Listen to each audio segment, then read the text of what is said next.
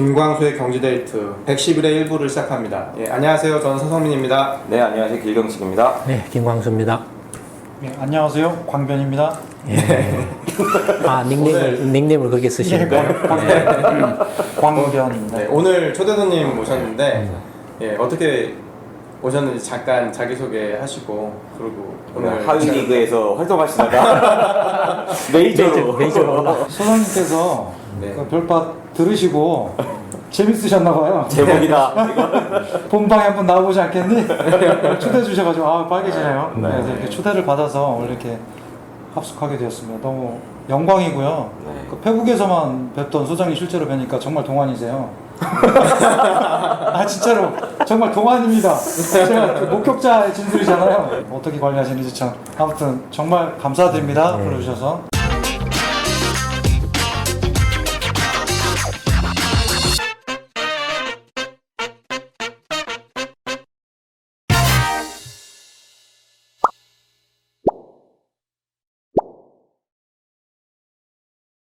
지난주에도 우리가 그 일본 무역 제재와 관련된 이야기를 나눴잖아요. 오늘은 네. 또 어떤 이슈가 있나요? 사실 저희가 지금 3주 연속으로 일본의 이제 경제 보복과 관련한 이야기를 하고 있는데요. 네. 저희가 2주 전 7월 3일에는 그 아베 정권이 수출 규제를 실시하겠다라는 이야기가 나왔던 상황이고 이때 이제 그 조치에 대해서 소장님께서 이게 한국의 문재인 정권이나 일본의 아베 정권의 어떤 헛발질로 일반 국민들과 기업들만 피해를 보게 됐다.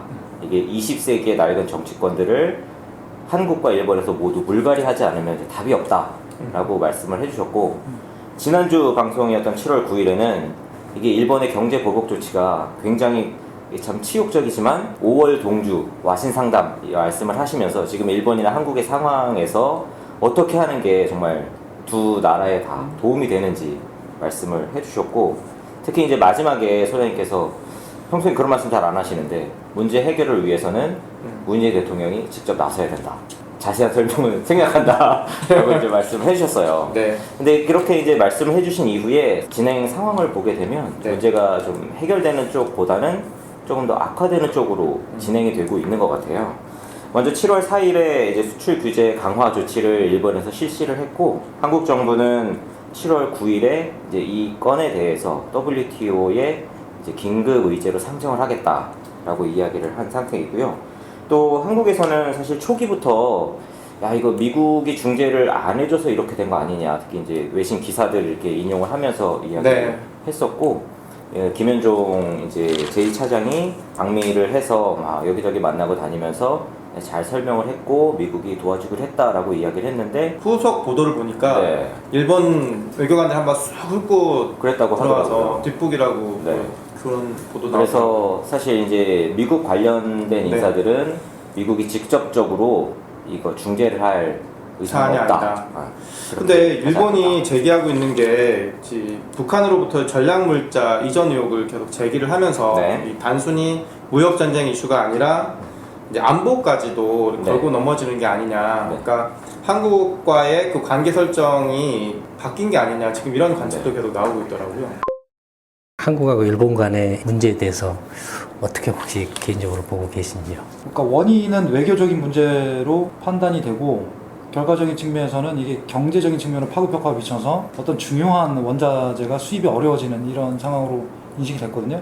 그러면은 외교는 외교에서 끝나야 되는데 이제 경제로 넘어간 거잖아요. 경제 보복 조치로. 네. 원인을 찾아서 해결을 할 생각은 안 하고 누구를 탓을 할지만 좀 생각을 하는 것 같아요. 그리고 정치권에서는 해결책을 자꾸 얘기를 할 때 근본적인 외교적인 해결 방안이나 그 외교적인 해결 방안이 안 나온다면 경제적인 해결 방안을 내놓던가 그럼 되는데 국민들이 좀 어떻게 더 좀 견뎌내보라던가 잘 여기에서 가장 중요한 건 뭡니까? 명분이죠. 명분.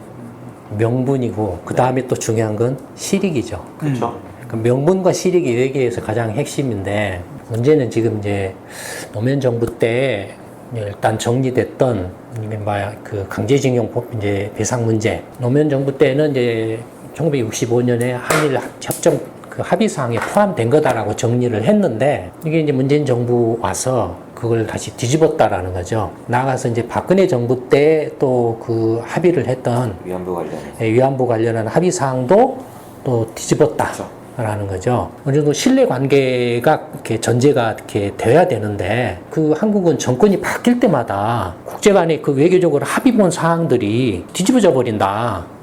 이제 이런 식의 이제 그 주장을 한 거죠. 처음에 말씀드린 외교는 명분이라고 그랬는데 명분이 없죠. 설득력이 없죠, 일단. 도저히 이제 외교적인 그 어떤 수단으로는 문제 해결을 하려고 하지 않는다, 문재인 정부가. 협의를 하자라고 계속 요청을 해도 일체 그냥 대응을 안 했다라는 거예요. 그니 이게 저 사람들이 우리를 무시를 해? 라고 화가 났다라는 거죠. 아베 정권 입장에서는 뭐 어떻게 보면은 이제 그러면은 방법이 없어. 뭐 선택 아닌 선택을 강요당했다? 뭐 그런 이제 뭐 생각으로 경제 제재 조치를 취할 수밖에 없다. 그 아베 정권이 경제 제재 조치를 취할 때에 말했던 주장 논리가 뭐죠? 명분이에요, 명분. 첫째는 신뢰 관계가 무너졌다라는 거예요, 한일 간에. 구체적인 내용이 뭐냐에 대해서 말을 안 해요. 삐진 건가요? 쉽게 얘기하면? 심하게 삐진 거죠.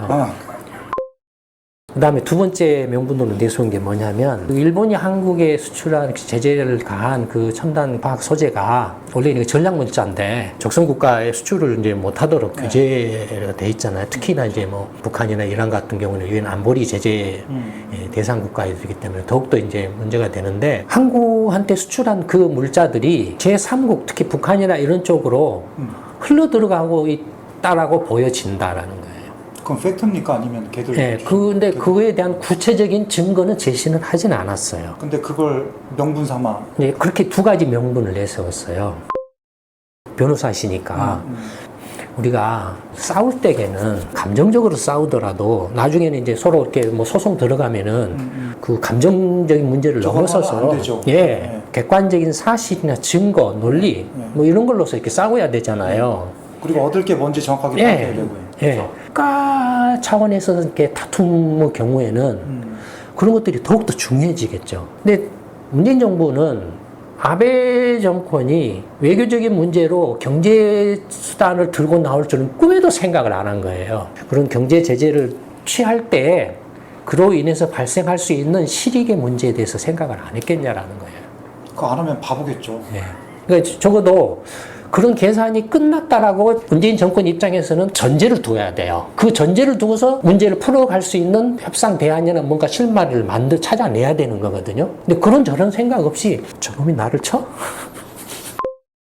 그냥 너무 궁금한 부분이 있거든요. 네. 뭐냐면 우리 입장에서는 경제 보복 조치라고 하는데 그 보복이라는 단어가 들어가잖아요. 근데 이런 조치를 할 때 어떤 미국과의 시그널 그런 게 없이 일본이 이렇게 할 수 있습니까? 현실적으로? 네, 충분히 가능합니다. 그 정도 힘이 있습니까? 네, 네. 뭐 미국 쪽에 통보 정도는 했을 수 있죠. 그러나 미국하고 상의는 하진 않을 거예요. 근데 여전히 세계 3위의 경제 대국에 중국 제하면 세계 2위의 압도적인 2위죠.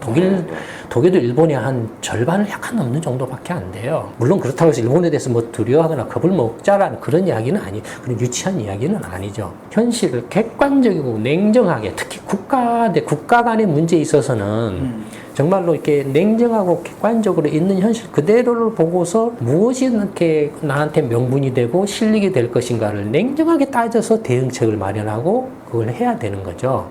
그런데 배경을 보면 확연하게 문재인 정권의 그 실책이 드러난다 이거예요. 그러니까 명분이 없어요, 지금. 오히려 한일 양국의 국민들은 더욱더 교류하고 확대해서 해야 된다라고 이야기를 했어요. 네. 어쨌든 간에 지금 한일 간의 문제는 구세대들의 시대착오적인 우월의식이나 피해의식에서 지금 비롯되고 있거든요. 1980년대, 90년대 이후에 출생한 현재 10대, 20대, 30대, 조금 더 가면 40대까지도 그 1세대하고는 달라요. 한일 간에서. 거의 수평관계예요. 그러니까 그 일본의 구세대들 입장에서 보면 기분 나쁜 거예요. BTS나 이런 애들이 K-pop 가수들이 일본에 와서 공연하고 막 하면은 엄청나게 자존심 상하는 일이에요. 근데 일본의 젊은 세대들은 좋아해요. 그러면 서로 결혼도 해요. 지금 한일 간의 젊은 세대들은 결혼 붐이에요. 완전히 세대 간에 이 괴리가 있어요. 특히 젊은 세대들은 후시대의 이 낡은 세대들한테 휘둘리면 안 된다. 그러니까 일본의 우익 세력이 힘을 잃을 때 그들도 과거 그 제국주의 시대에 저질렀던 만행에 대한 진심 어린 사과가 나올 수 있다는 거죠. 사과가 나올 수도 있고 네. 또 설령 사과가 나오지 않더라도 이미 그 시대를 떠난 그 이후의 세대들은 그 이후의 세상을 살아가면 돼요. 다만 그 이전의 세대에 대해서는 역사학자들이나 뭐 학자들이 정리해서 평가할 문제죠. 근데 그 이후에 정말로 수평적인 대등 관계에서 교류를 하는 젊은 세대들이 아니 자기들이 살지도 않고 그런 관계도 형성하지도 않았던 세대에 붙잡혀가지고 휘둘려가지고 농락당하고 있다라는 것 자체가 어처구니 없고 어리석은 거죠. 지난주에 어떻게 표현을 하셨냐면 과거의 역사에 계속 이렇게 종속되는 게 아니라 그거 이제 극복해야 되고 대신 잊지 않고 있어야 다음에 그 상황을 또 당하지 않는다. 극복해야 된다. 나아가야 된다. 학부를 법학과를 다녔으니까요. 네. 국제법적으로 어떻게 일본이 한 번쯤 사갈 방법이 없을까? 순수하게 학부 시절에 네. 그런 꿈을 꾼 적이 있었어요. 근데 없더라고요. 일본 사람들은 네. 사과했다고 말을 하더라고요. 그러니까 독일 느낌은 아니잖아요. 그쵸, 그쵸, 그러니까 그쵸. 독일 느낌은 아니잖아요. 사과라는 것도 결국에는 경제력과 관련이 있어요. 압도적으로 일본이 경제력에서 우위에 선 상태에서는 야 한일 협정에서 이미 경제적으로 우리가 보상 다 해줬어. 이런 말을 서슴없이 하겠죠. 지금 그나마 이렇게 젊은 세대들이 수평적인 관계로 바뀌게 된 것도 한국이 경제력이 커졌기 때문인 거예요. 그렇죠. 안 그랬으면 이렇게까지 이렇게 수평적인 관계를 형성을 못했을 거예요. 독일도 유럽의 여러 친구들과 잘 지내야 되니까 사과를 할 수밖에 없는 거군요. 잘 마찬가지로 지내야 되니까. 예, 유럽도 사과를 할 수 있었던 그 배경이 경제적으로 우위에 있었기 때문에 그래요. 만약에 경제적으로 또 힘들었더라면 제2의 나치나 히틀러가 나왔을 수 있죠. 오히려 독일이 이렇게 경제적으로 살아있으니까. 힘들었으면 어. 그래서 나치가 히틀러가 그래서 나온 거잖아요. 그렇죠. 그러니까 다만 일본의 경우에는 압도적으로 경제적인 우위에 있었는데도 불구하고 여전히 그 식민지 제국주의 그 사고 방식에서 벗어나지 못하고 우월적인 어떤 그렇게 의식으로서 이렇게 대했다라는 데 대해서는 화가 나죠. 화가 나는데 현실적으로 방법이 없어요. 실효적인 방법이 없어요. 결국엔 경제력을 키울 수밖에 없어요. 지금 그 수입하는 그 수입액이 1억 5천만 달러 정도밖에 안 돼요. 정말 그러니까 1,500억 정도밖에 안 돼요. 250조에 삼성전자가 매출이 250조의 그 총수가 1,500억 하는데 그 하청업 그 부품 납품업체한테 가서 사정을 하는 거예요. 이 사람들은 그런 건 자존심이라고 생각 안 하는 것 같아요. 자기 일 아니니까. 자기가 안 가니까. 지금 이제 한국과 일본의 무역에 대한 갈등이 20세기형이 낡은 시대착오적인 세대들이 일으킨 문제고 문제 발단과 해결하지 않는 문재인 정부 그것을 또 경제보복으로 풀어내려는 아베 정권의 실책이 복합적으로 작용한 것이다.